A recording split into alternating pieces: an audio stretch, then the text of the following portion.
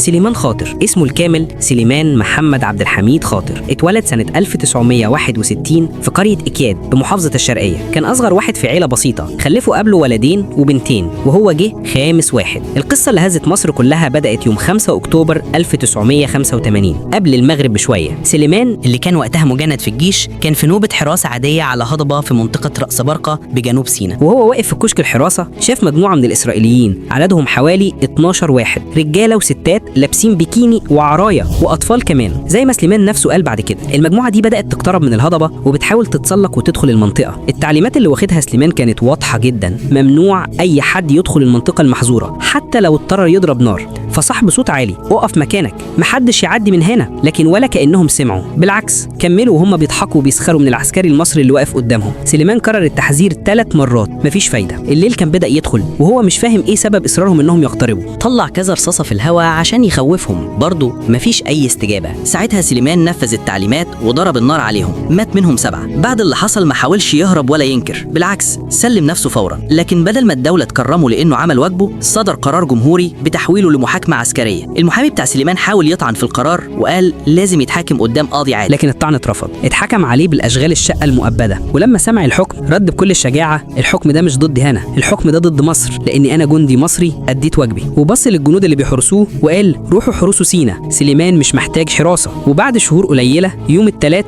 7 يناير 1986 الإذاعة أعلنت خبر صادم: انتحار سليمان خاطر. الصحف القومية كتبت إنه شنق نفسه في زنزانته على نافذة عالية عن الأرض 3 متر. بس الكل وقتها شاف إن اللي حصل غامض جدا ومش منطقي. سليمان خاطر مات، بس عاش بطل في قلوب المصريين اللي اتذكروا دايما إنه جندي عمل واجبه بأمانة والشرف، ورحل في ظروف ما زالت لغز. رحم الله الشهيد البطل سليمان خاطر.